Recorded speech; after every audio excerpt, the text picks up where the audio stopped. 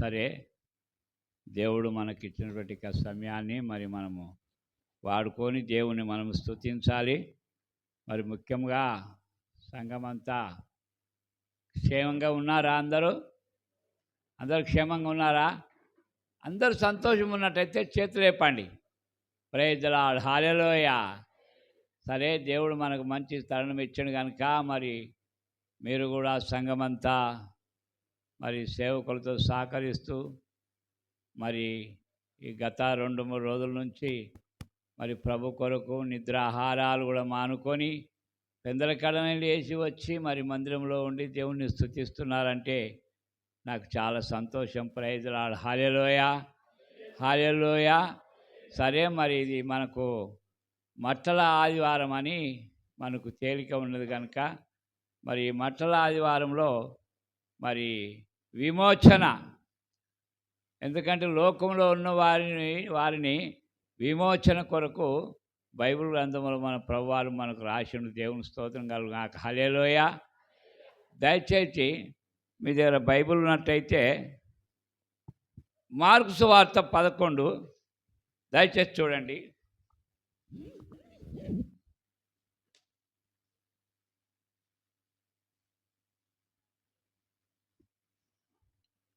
వచనం చెప్తానండి.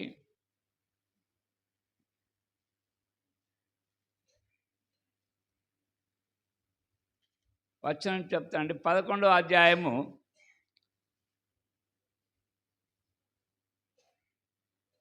దయచేసి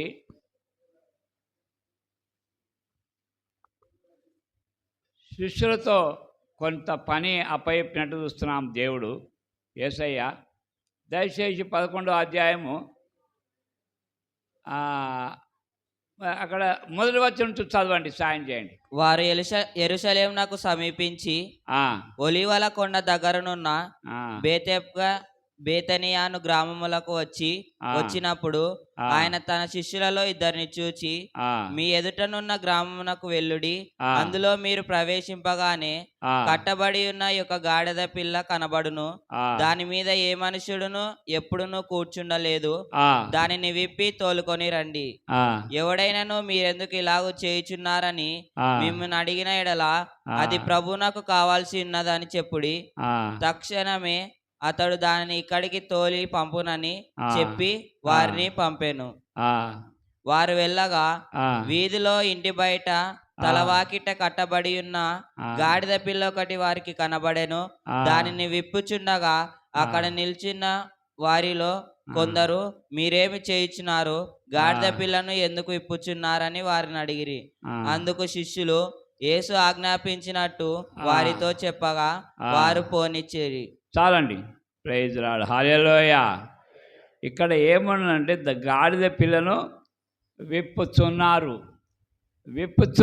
అనగా మరి గాడిద అంటే చాలామందికి మనకు లోకంలో జల వికారమైన పదమే కదా. గాడిద లేకుంటే కుక్క అంతే కదా, ఇది చాలా వికారంగా మనకు అనిపిస్తుంది. కానీ ఆ గాడిద పిల్లను విప్పుట అంటే ఈ దినము పాపంలో ఉన్న వారిని, లోకంలో ఉన్న వారిని మనం విప్పవలసిన వారమై ఉన్నాం. దేవుని స్తోత్రములు, హల్లెలూయా, హల్లెలూయా. యేసయ్యకి ఇష్టము ఆ గాడిద పిల్ల మీద కూర్చుండాలని.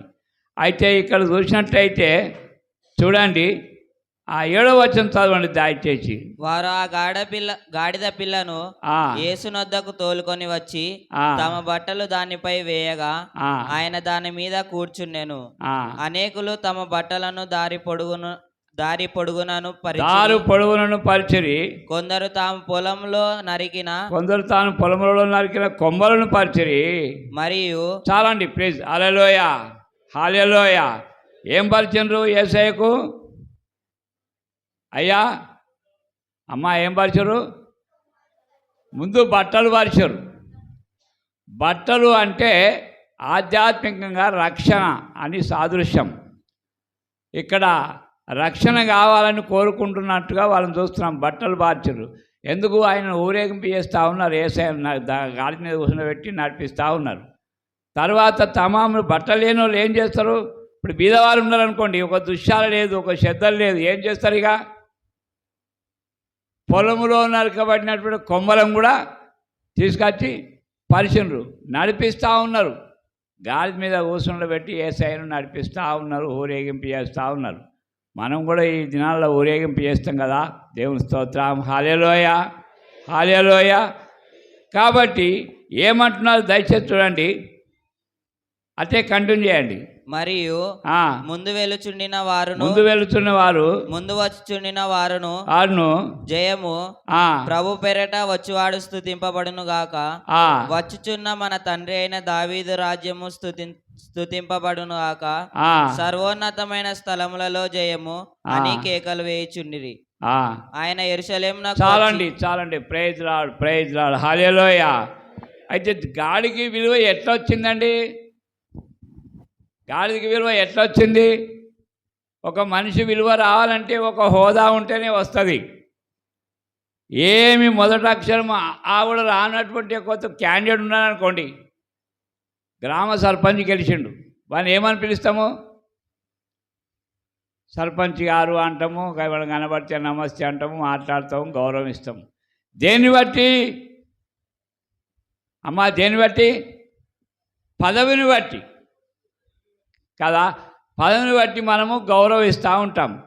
మరి ఇప్పుడు ఈ గాడిదని ఎవరన్నా మరి కేర్ చేస్తారా? శ్రద్ధ వహిస్తారా గాడి కొరకు? కాబట్టి గాడికి విలువ ఎట్లా వచ్చింది? యేసయ్య గాడి మీద కూర్చున్నాడు కనుక గాడికి విలువ వచ్చింది. ప్రైజ్ లార్డ్, హల్లెలూయా, హల్లెలూయా. హల్లెలూయా అంటే అందరూ కలిసి మనం హల్లెలూయా అని చెప్తే చాలా సంతోషం, దేవుడు మహిమపరచబడతాడు. కనుక ఈ గాడిద యేసయ్య కూర్చున్నంతసేపు గాడిదకు విలువ వచ్చింది. ఆ గాడిద మీద పోతూ ఉంటే ఆ గాడిద ఇండ్లకు పిలుచుకొని పరామర్శించుకుంటా, కొందరు గాడిదను ముద్దు పెట్టుకుంటున్నారట, కొందరు గాడిదని కాళ్ళు కడుగుతున్నారట, కొందరు తుడుస్తూ ఉన్నారు మీద మైలపడకుండా. ఈ విధంగా చేస్తూ ఉన్నారు. కొన్ని రోజులు అయినాక ఇక గాడిద ఎప్పటికి ఉంటుందా? యేసయ్య దిగిపోయినాక ఇది పరామర్శ లేదు ఇక గాడిదకి. ఇక నన్ను ఆ రోజు యేసయ్య నా మీద ఉంటే నాకు మంచి విలువ వచ్చింది కదా, నాకు మళ్ళీ గౌరవించరు కదా, నేను ఈరోజు కూడా వెళ్తాను ఇంట్లోనికి వెళ్ళుకుంటూ జరిగిందట. ఏం చేస్తారు ఇక గాడిదని? ఏం చేస్తారండి? ఇంట్లోనికి వెళ్తే ఏం చేస్తారు? కట్టె తీసుకొని కొడతారట. ఏమో గాడిద ఏమో తినేటువంటి కంచాల కాడికి వస్తుంది అని చెప్పి కట్టె తీసుకొని కొడితే ఇది అంటుందట, నేను పాత మనిషిని కాదా, పాత గాడిని కాదా, మీకు తెలియదా? ఆ రోజు నేను రాలేదా, ఇక నన్ను చూడుర్రు అని ఆ మూతి పెట్టుకుంటే ఊకుంటారా? లోకల్ పంటలు అందుకొని కట్టలు అందుకొని కొట్టినారు. దేవుని స్తోత్రం, హల్లెలూయా. ఇలా మొదటి స్థితికే వెళ్ళిపోతాను పోయిందట. ఎందుకు? యేసయ్య ఎంతసేపు అయితే కూర్చున్నాడో అంతవరకు గాడిదకు విలువ వచ్చింది. ఆ గాడిదనే యేసయ్య దిగిపోతే విలువ రాలేదు. యేసయ్యతో మనం ఎంతవరకు అయితే కాపురం చేసి జీవిస్తామో మనకు జీవితం కొనసాగిపోతుంది, అన్ని విధాలా బాగుంటుంది. కాబట్టి యేసయ్యని ఇడిచిపెట్టాడంటే ఎవరికి తెలియదు, యేసయ్యని ఇడిచింది తెలియదు, పట్టింది తెలియదు. ఆధ్యాత్మికంగా ఒక జీవితాలు కొనసాగించడం బట్టే లోకానికి తెలిసిపోతుంటుంది. దేవుని స్తోత్రం, హల్లెలూయా, హల్లెలూయా. గాడిద అంటే గాడిదకి మరి బిలాము ద్వారా గాడిదకు నోరిచ్చిండు దేవుడు. గాడిద అంటే చాలా విలువ. కుక్క అంటే కూడా చాలా విలువ. కుక్క అంటే విలువ ఉండదా? అరే వీడేమో చెప్తున్నాడు, వీడు కుక్కరా మనిషిరా అంటారు మన తెలుగు రాష్ట్రాలల్లో కాదా. కానీ కుక్క అంటే ఏంది? కుక్క అంటే తెలుసా? కుక్క అనగా విశ్వాసము. కుక్క అనగా విశ్వాసము. దావీదు మహారాజు సౌలుతో అనంగా మనం వింటూ ఉంటాం. ఒక తావుల అనంగా, సచ్చిన కుక్క వంటి వాడనైనా నన్ను చంపితే నీకేమొస్తుంది ప్రభువా అని అంటాడు. అక్కడ తగ్గించుకుంటాడు. దేవుని స్తోత్రం, హల్లెలూయా, హల్లెలూయా. కుక్క అంటే విశ్వాసము. సచ్చిన కుక్క అంటే విశ్వాసము లేనివాడు. కుక్కనే కానీ సచ్చిన కుక్క అంటే, కుక్క అంటే విశ్వాసము, సచ్చిన కుక్క అంటే విశ్వాసం లేనివాడు అని దావీదు మహారాజు తగ్గించుకుంటాడు. ఎప్పుడైతే దావీదు మహారాజు హనుమను తప్పించుకుంటాడో అప్పుడు దావీదు మహారాజు ఒక రాజు అయినట్టుగా మనం చూస్తున్నాం.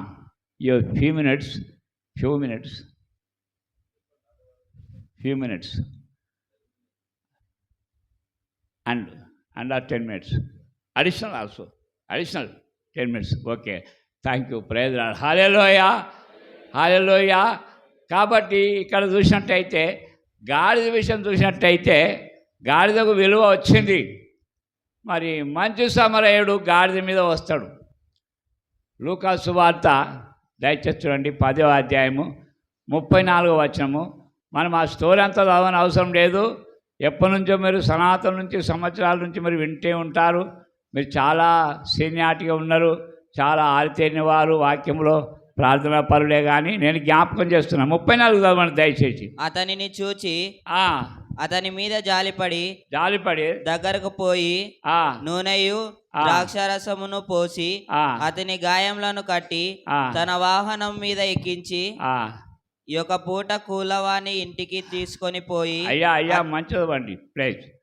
అతనిని చూచి అతని మీద జాలిపడి దగ్గరకు పోయి నూనెయు ద్రాక్షారసం పోసి అతని గాయములను కట్టి తన వాహనం మీద ఎక్కించి. ప్రైజ్ ది లార్డ్, హల్లెలూయా. ఎక్కుమని చెప్పలే. వాహనం అంటే గాడిద అని రాయబలే. వాహనం అంటే గాడిదేగా. గాడిద మీద ఎక్కుమని చెప్పలే, ఎక్కించుకున్నాడు. ప్రైజ్ ది లార్డ్, హల్లెలూయా. గాడిద మీద ఎక్కించుకున్నాడు. ఎక్కించుకొని ఏం చేసిండు, ఎక్కడ తీసుకుపోయి చూడండి దయచేసి. గాడిద మీద ఎక్కించి ఒక పూటకుల్లవాని ఇంటికి తీసుకొని పోయి అతన్ని పరామర్శించను. ప్రైజ్ ది లార్డ్, హల్లెలూయా. పూటకుల్లవాడంటే వాళ్ళు తెలుసా?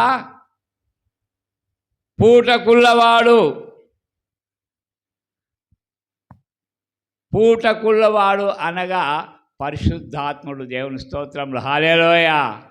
మన తెలుగు భాషలో ఏమంటారంటే పూటకుల్లవాడంటే అదే వాడు పూటకుల్లోడురా, వాడు చెప్తినుడు, ఎప్పటికీ తిండి అంటాడు, ఎప్పటికీ డ్రింక్ అంటాడు, పూటకుల్లోడురా అంటాడు మన తెలుగు భాషలో. కానీ పూటకుల్లవాడు అంటే ఇక్కడ ఆధ్యాత్మికంగా చూసినట్టయితే పరిశుద్ధాత్మ దేవుడు. తీసుకొని చదవండి. పూటకుల్లవాని ఇంటికి తీసుకొని పోయి అతని పరామర్శించెను. మరునాడు అతడు 2 దేనారములు తీసి ఆ పూటకుల్లవానికి ఇచ్చి ఇతని పరామర్శించుము. నీవింకేమైనాను ఖర్చు చేసిన ఎడల నేను మరలా వచ్చినప్పుడు అది నీకు తీర్చేదనని అతనితో చెప్పి. ప్రైజ్ ది లార్డ్, హల్లెలూయా హల్లెలూయా. ఏం చెప్పిండట పూటకుల్లవానితో? పరామర్శి నీవు ఇంకేమైనా ఖర్చు చేసిన ఎడల. ఏమిచ్చిండు పూటకుల్లవానికి? 2 దేనారాలు. ఏమిచ్చిండు? అర్థమైన వాళ్ళు మరి ప్రేజ్ ఆడి చెప్పండి. ఏమిచ్చిండు? హల్లెలూయా. మీరు కుడి చేతి పైకి లేపండి దయచేసి, నిమిషాల్లో ముగిస్తా. ప్రేజ్ ది లార్డ్, హల్లెలూయా. ఈ పూటకుల్లవానికి ఏమిచ్చిండు? సమరయుడు, మంచి సమరయుడు 2 దేనారములు. 2 దేనారములు అంటే తెలుసా? ఇక్కడ ఏం రాసిండంటే ఇంచుమించు 1 రూపాయి కాదు. ఇంచుమించు 1 రూపాయి కాదు. ఇది బహిర్గతమైన మాట. అంతర్గతమైన మాట ఏంటంటే 2 దేనారములు అనగా బాప్తిసము బల్ల. ప్రైజ్ ది లార్డ్, హల్లెలూయా హల్లెలూయా. మీరందరూ మరి బాప్తిసం బల్ల కలిగి ఉన్నారా? రెగ్యులర్గా కొనసాగుతున్నారా? ప్రైజ్ ది లార్డ్, హల్లెలూయా. ఈ బాప్తిసము బల్ల యేసయ్య పరిశుద్ధాత్మ ద్వారా మనకి ఇచ్చిపోయిండు. అయితే ఇంకేమంటుండు చదవండి కింద అట్టగే. కాదండి, ఇంకా 35. మరునాడు 2 దానాలు తీసుకొని పూటకుల్లవానికి ఇచ్చి ఇతని పరామర్శించుము. నీవింకేమైనా ఖర్చు చేసిన ఎడల నేను మరలా వచ్చినప్పుడు అది నీకు తీర్చేదనని. ప్రైజ్ ది లార్డ్, హల్లెలూయా హల్లెలూయా. యేసు ప్రభు పూటబడుతున్నాడు. ఏమంటున్నాడు పూటకుల్లవానితోని? నీవింకేమైనా ఖర్చు చేసిన ఎడల మరలా వచ్చినప్పుడు ఐ కెన్ కేమ్ అగైన్. మరలా వచ్చినప్పుడు నేను నీకు తీరుస్తా. యేసుక్రీస్తు ప్రభు మరలా వస్తుండు కదా. దేవుని స్తోత్రం, హల్లెలూయా. యేసుక్రీస్తు ప్రభు మరలా వస్తుండు కదా. వచ్చే వరకు మనం నమ్మకంగా జీవితాలు కొనసాగిస్తూ ప్రభు కొరకు స్తుతిస్తుంటూ ఉంటే అప్పుడు మనకు బహుమానం దొరుకుతుంది. ప్రైజ్లాడు. హల్లెలూయా, హల్లెలూయా. ఆ ప్రకారంగా మరి గాడిదకు విలువ ఎట్టొచ్చిందంటే ఇక్కడ పూటకుళ్ళ వాని ఇంటికి. మరి ఇతనికి ఈ మంచు సమరయుడు చేసింది ఏంటంటే అతని దగ్గర ఏమేమి ఉన్నాయి, ఏది లేకున్నా 2 మాత్రం ఉన్నాయండి. ఏమేమి ఉన్నాయి? తన 33 చదవండి ప్లీజ్, ఆ మాట ముగిస్తాయిగా. అయితే ఆ సమరయుడు ప్రయాణమై పోపుతూ అతడు పడిన చోటికి పడి ఉన్న చోటికి వచ్చి ఆయనను చూచి అతనిని చూచి అతని మీద జాలిపడి అతని మీద జాలిపడి దగ్గరకు పోయి నూనెయు నూనెయు ద్రాక్షరసం పోసి అతని గాయములను కట్టి చాలండి ప్లీజ్ చాలు. అతన్ని చూచి అతని మీద జాలిపడి నూనెయు ద్రాక్షరసమును పోసి. నూనె పోసిండు. అంతకుముందు ఒక జాలి కూడా వచ్చిండు, ఒక లేవీడు వచ్చిండు. నూనె ఉన్నదా వాళ్ళ దగ్గర? ఇతడు కొట్టుమిట్టలాడుతుందండి. ఎవరు? ఈ ప్రయాణికుడు, అంతే కదా. ఇక్కడ 30వ వచనంలో చూసినట్టయితే 30వ వచనం చదవండి ప్లీజ్. అందుకు యేసు ఇట్లా నేను ఒక మనుషుడు యెరూషలేము నుండి యెరికో పట్టణమునకు దిగి వెళ్ళుచు దొంగల చేతిలో చిక్కెను. వారు అతని బట్టలు దోచుకొని. చాలండి చాలు. ఇతడు ఏమైంది? ఇక యెరూషలేము నుంచి ఎక్కడ వెళ్తుండు? అమ్మా ఎక్కడ వెళ్తున్నాడు? ఎరుకో పట్టణం నుంచి ఒక మంచి వార్త వస్తుంది అక్కడి నుంచి. ఎరుకో పట్టణంలో ఎవరున్నారు? ఊరవతల ఎరుకో పట్టణంలో ఎవరున్నారు? రాహాబు ఎరుకో రాహాబు ఉన్నది కదా, అది డౌన్ ప్లేస్. అది ఎరుకో పట్టణం అంటే డౌన్ ప్లేస్. పై స్థానం నుంచి కింది స్థానంలోకి పోతారా? అట్లా పోకూడదు. కాబట్టి పై స్థానం నుంచి కింది స్థానం యెరూషలేము నుంచి ఎరుకో పట్టణం దిగి వెళ్ళొచ్చు అన్నాడు. ఎప్పుడైతే పై స్థానం యేసయ్య మనకి ఇచ్చిండో కింది స్థానంలో పోయినట్టయితే, డౌన్ పేమెంట్లో పోయినట్టయితే శ్రమలు వస్తాయని ఇక్కడ బైబిల్ మనకు చెప్తున్నది. దేవుని స్తోత్రంలో హల్లెలూయా. అక్కడనే అందుకే మంచు సమరయుడు కావాల్సింది ఏంటంటే 2 దేనారములు ఇచ్చి మరలా వచ్చినప్పుడు నేను తీర్చేదను. యేసయ్య మరలా వచ్చినప్పుడు మనకు తప్పక తీర్చగలుగుతాడు. దేవుని స్తోత్రంలో హల్లెలూయా. కాబట్టి ఇక్కడ చూసినట్టయితే మంచి సమరయుడు గాడిద, మంచు సమరయుడు దేని మీద వచ్చిందండి? దగ్గరకు పోయిండు. నూనెయు ద్రాక్షరములు అతన్ని చూచి జాలిపడి దగ్గరకు పోయి. ఇప్పుడే పాట వింటున్నాను. అయ్యగారు పాట పెట్టిండు ముందుగాల, పాట మంచి పాట.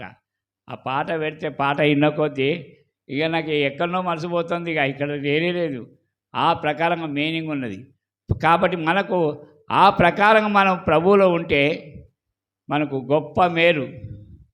జాలి దగ్గరకు పోయి ఏం చేసి ఉండు? ఆయన దగ్గరికి పోయి జాలిపడి దగ్గరికి పోయి నూనె ద్రాక్షారసం.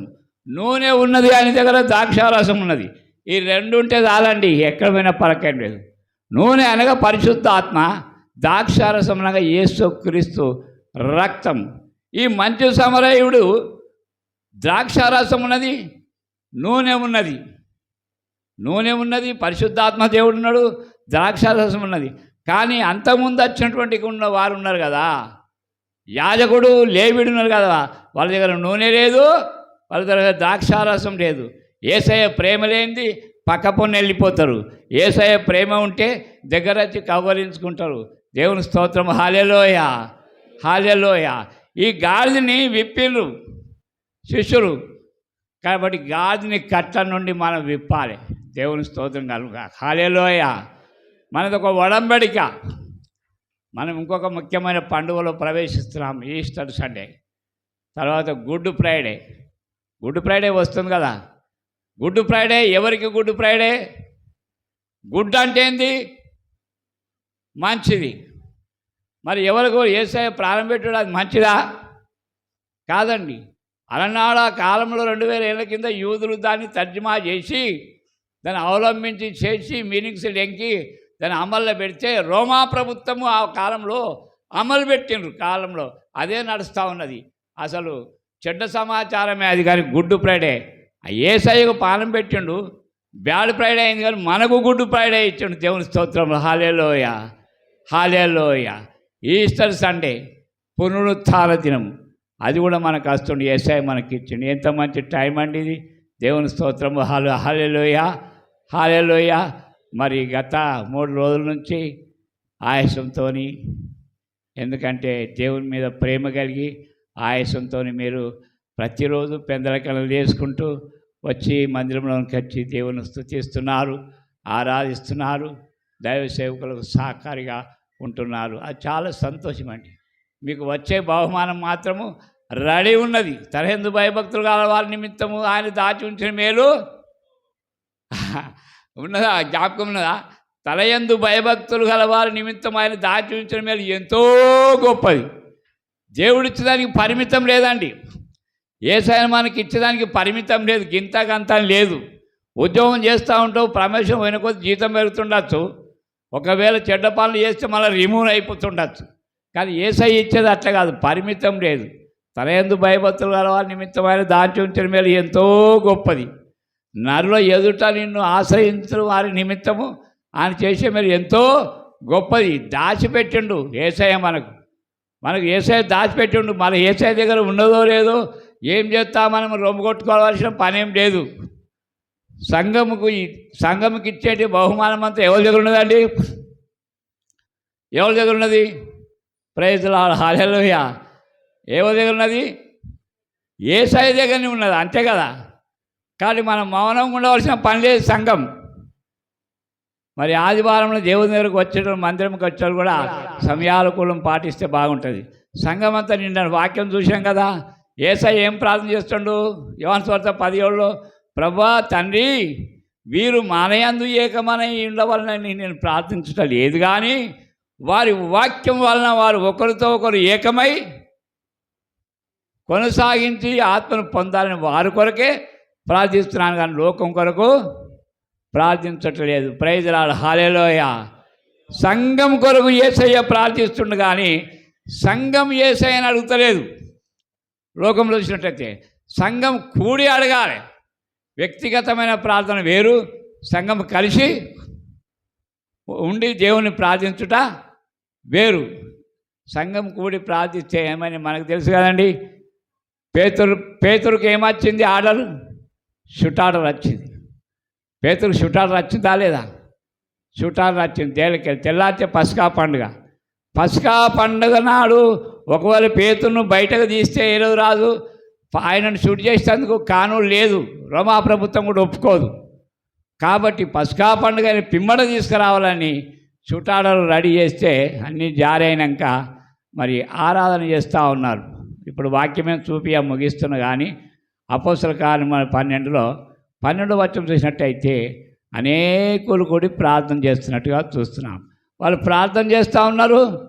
ఇక్కడ పరిశుద్ధాత్మ దేవుడు గాబ్రియేలు దేవతతో ఏం చేసింది? అనేకులు కూడా ప్రార్థన చేస్తున్నారు.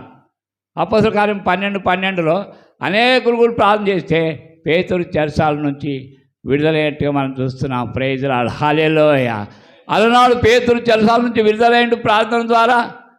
మరి ఇక్కడ చూసినట్టయితే గాడిదను కట్ట నుంచి విప్పారు ఆయన శిష్యులు. మరి మనం అనేకులను కట్ట నుంచి విప్పవాలని వారమై ఉన్నాము. దేవుడు మనకి ఇచ్చినటువంటి ఈ ఆధిక్యత ప్రభు ఇచ్చిన మాట దింపబడును గాక. Hallelujah. Praise Lord, praise lord.